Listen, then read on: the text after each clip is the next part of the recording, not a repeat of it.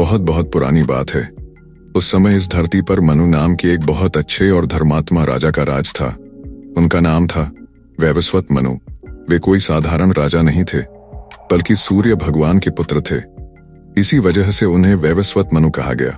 कहते हैं कि इस दुनिया के सभी मनुष्य उन्हीं की संतान हैं, इसीलिए हम सभी को मानव कहा जाता है। मनु से उत्पन्न होने के कारण राजा मनु बड़े ही तपस्वी, धर्मप्रिय और न्यायशील थे।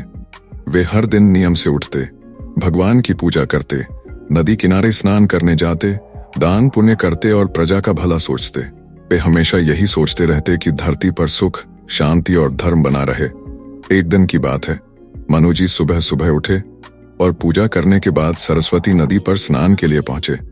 जैसे ही वे अंजलि में जल भरने लगे, तभी उनकी हथेली में एक छोटी सी प्यारी सी मछली आ गिरी। वह मछली चमत्कारी थी। उसने मनु जी से कहा, हे धर्मात्मा राजा, मेरी रक्षा कीजिए। इस नदी में बड़ी बड़ी मछलियां हैं जो मुझे खा सकती हैं, मुझे आप बचा लीजिए। मनु जी आश्चर्य में पड़ गए। उन्होंने कभी मछली को इंसानों की भाषा में बोलते नहीं सुना था, परंतु वे समझ गए कि यह कोई साधारण जीव नहीं है। उन्होंने उस छोटी सी मछली को अपने कमंडल में रख लिया। मछली वहां बहुत आराम से रहने लगी। कुछ ही दिन बीते कि मछली बड़ी हो गई। अब वह कमंडल में नहीं समा सकती थी। उसने मनु जी से कहा, राजन, मुझे किसी बड़े पात्र में डाल दो। मनु जी ने उसे एक बड़े जल पात्र में डाल दिया। वहां भी मछली बहुत जल्दी और बड़ी हो गई। मछली फिर बोली, राजन, अब मुझे किसी सरोवर में डाल दीजिए। मनु जी ने उसे अपने महल के पास बने तालाब में डाल दिया। मगर वहां भी कुछ ही दिनों में मछली इतनी बड़ी हो गई कि पूरा तालाब छोटा पड़ गया। मछली ने फिर कहा, हे राजन, अब मुझे समुद्र में ले चलो। मनु जी ने वैसा ही किया। जब उन्होंने मछली को समुद्र में छोड़ा, तब मछली ने अपना असली रूप दिखाया। वह भगवान विष्णु थे, जिन्होंने मछली रूप यानी मत्स्य अवतार लिया था। भगवान विष्णु ने मनु जी से कहा, हे राजन, मैं तुमसे बहुत प्रसन्न हूँ।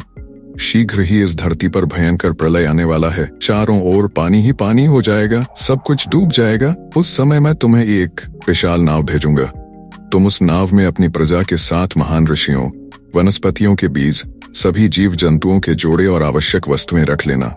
फिर मैं स्वयं मत्स्य रूप में आकर तुम्हारी नाव को सुरक्षित स्थान तक पहुंचाऊंगा। उस प्रलय के बाद तुम ही से इस धरती पर नए जीवन की शुरुआत होगी। मनु जी ने भगवान को प्रणाम किया और उनकी आज्ञा का पालन करने का निश्चय कर लिया। समय बीता।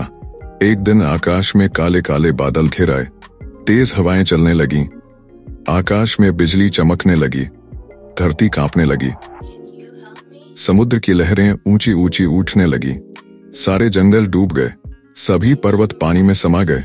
मनु जी ने तुरंत भगवान के बताए अनुसार सभी आवश्यक उन्होंने 7 महान ऋषियों वशिष्ठ, अत्रि, कश्यप, गौतम, जमदग्नि, विश्वामित्र और भरद्वाज को बुलाया। हर प्रकार के वनस्पति के बीज एकत्र किए, सभी पशु पक्षियों के जोड़े लिए। भगवान विष्णु की कृपा से एक बड़ी नाव भी वहां आ गई। मनु जी ने सभी जीवों, ऋषियों, बीजों और वनस्पतियों को उस नाव में बैठा लिया। तभी समुद्र से भगवान विष्णु स्वयं विशाल मछली के रूप में प्रकट हुए। उनके माथे पर एक लंबा सींग था। मनु जी ने नाव की मजबूत रस्सी उस सींग में बांध दी। भगवान विष्णु मत्स्य रूप में नाव को खींचते रहे। समुद्र की लहरें ऊंची उठ रही थीं, मगर भगवान ने नाव को डूबने नहीं दिया। वे नाव को खींचकर हिमालय पर्वत की ऊंचाई तक ले गए। वहां जाकर नाव सुरक्षित रुक गई। कुछ दिनों बाद प्रलय का जल धीरे धीरे उतरने लगा। धरती का स्वरूप फिर से प्रकट होने लगा। पहाड़, नदियां और जंगल दोबारा दिखने लगे। जब सब कुछ सामान्य हो गया, तो मनु जी और सप्तर्षियों ने मिलकर नई सृष्टि की शुरुआत की। नए पौधे उगाए गए, बीज बोए गए, जानवरों को जंगलों में छोड़ा गया। इस तरह से धरती पर फिर से जीवन शुरू हुआ। भगवान विष्णु ने प्रकट होकर मनु जी से कहा, हे मनु, तुम्हारे धैर्य, भक्ति और सेवा के कारण ही यह सृष्टि बच पाई है।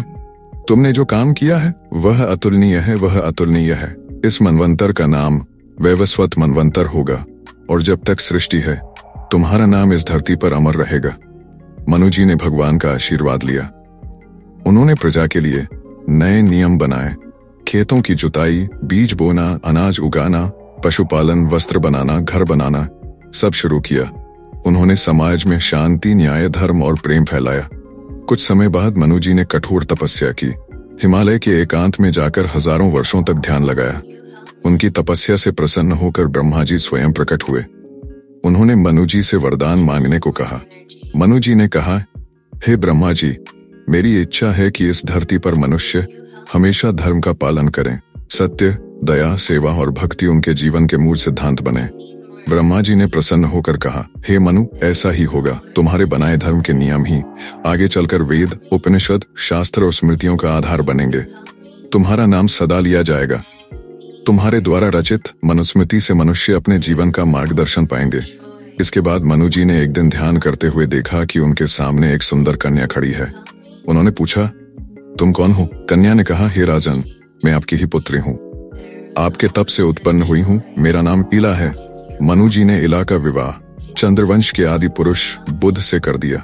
बुध और इला से पुरूरवा नामक पुत्र उत्पन्न हुआ। उसी से चंद्रवंश चला, जिसमें आगे चलकर यदुवंशी, कुरुवंशी और पांडवों का जन्म हुआ। इसी तरह सूर्यवंश और चंद्रवंश दोनों राजवंश मनु जी से जुड़े हैं, इसलिए उन्हें आदि मानव और आदि राजा कहा जाता है। समय बीतता गया। मनु जी ने अपना राज्य अपने योग्य उत्तराधिकारी को सौंप दिया और जंगलों में जाकर तपस्या करने लगे। वे जीवन के अंतिम समय तक भगवान विष्णु का ध्यान करते रहे। आखिरकार वे अपने शरीर का त्याग कर परब्रह्म में लीन हो गए। उनका नाम सदा के लिए अमर हो गया। आज भी हम सब उन्हीं के वंशज कहलाते हैं, मानव। इसीलिए इस युग को वैवस्वत मनवंतर कहा जाता है।